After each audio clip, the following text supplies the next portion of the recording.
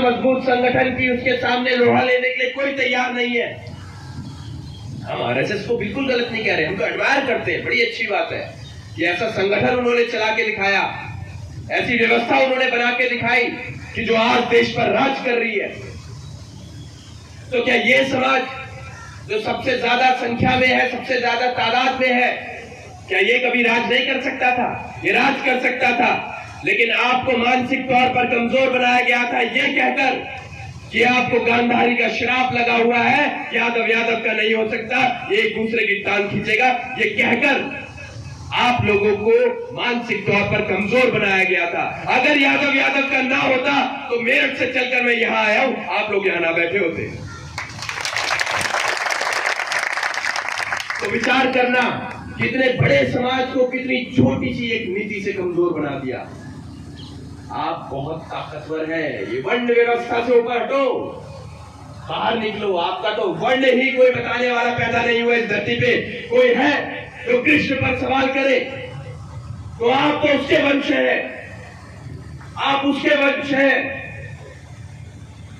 क्या स्वर्ण, क्या क्षत्रिय, क्या शूद्र, क्या वैश्य, ये वो समाज है जिसके अंदर चारों गुण हैं।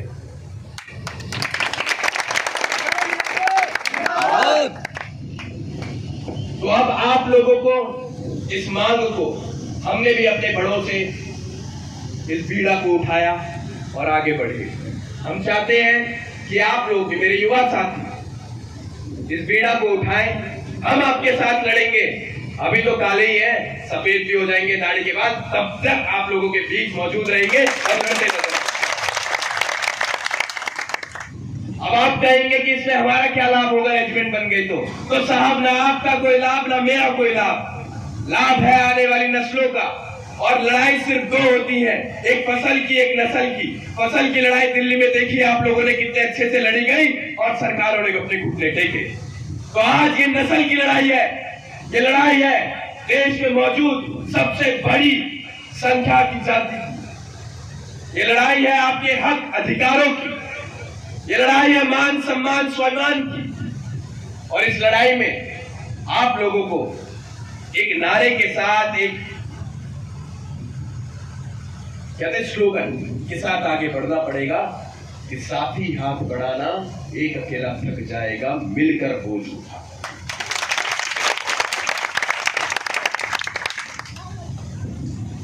अब करते लाभ की बात। यहां मौजूद देखिए 10 वर्ष से कम आयु के बच्चे भी हैं। फौज में हम नहीं जाएंगे, फौज में आप नहीं जाएंगे, तो फौज में ये बच्चे जाएंगे। और हमारे द्वारा बोया गया बीज आज फल नहीं देगा, उसका संरक्षण करना पड़ेगा। बीज का वो पौधा बनेगा, वो पेड़ बनेगा, वो एक दिन फल देगा। और जब वो फल देगा तो ये बच्चे कहेंगे कि मेरे समाज ने एक वक्त में संगठित रहकर आवाज बुलंद करी, सरकार के सामने खड़ी हुई, अपनी आवाज उठाई और आज मैं उस फल का स्वाद चख पा रहा हूं। ये बच्चे उसका स्वाद चखेंगे। हम और आपको बस उन्हें एक फल दिखाने का आज काम कर रहे हैं। तो सबसे पहले यहां से मानसिक तौर पर आप लोग मजबूत बनिए। आप बहुत मजबूत हैं शारीरिक तौर पर, अब मानसिक तौर पर भी हमें मजबूत बनने की जरूरत है। क्या आप लोगों के पास आज की तारीख में कोई ऐसा संगठन है जो बेजुबान को आवाज दे सके, कमजोर को ताकत दे सके, दुखी आदमी को सुख का आभास करा सके, रोते हुए के आंसू पोंछ सके और कुछ न कर सके तो आपके लिए खड़ा हो सके? क्या ऐसा कोई संगठन आप लोगों के पास आज की तारीख में है? वो इसलिए नहीं है क्योंकि आपने संगठनों को महत्वता ना देकर राजनीतिक दलों को ज्यादा महत्वता दे दी।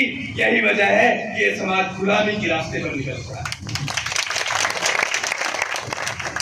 बोलने के लिए मेरे पास बहुत सारी चीजें हैं और बहुत बातें हैं, लेकिन मैं तो सिर्फ आप लोगों के सामने एक समाज का सच्चा सिपाही होने के नाते हाथ जोड़कर ये कहना चाहूंगा, इस समाज की लड़ाई को लड़ो। मेरे युवा साथियों, हम कोई कैमरा उठाकर नाच गाना नहीं करते कि हमारे फॉलोअर्स ज्यादा होंगे। हम कोई भाषणबाजी कैमरे के सामने खड़े होकर नहीं कर रहे हैं। हम जनता के बीच, आप लोगों के बीच, अपनों के बीच अपना पसीना बहाकर, अपनी भूख की परवाह किए बगैर आप लोगों के बीच आते हैं। तो हम कोई फॉलोअर्स कमाने के लिए नहीं आते हैं, हम आप लोगों को जगाने के लिए आते हैं, क्योंकि यही कोई मौजूद मेरा भाई होगा जो इसी आवाज को अपने सोशल मीडिया के माध्यम से मुझसे 10 गुना 100 गुना ज्यादा दूर तक भी अगर वहीं बैठे बैठे करते रहे तो आप लोग भी यहां खड़े नहीं होंगे। अगर युद्ध लड़े जाते तो सैनिक सरहद पर ना खड़ा होता, पबजी खेल रहा होता। ये पबजी के बाहर की लड़ाई है, ये कैमरे की लड़ाई नहीं है।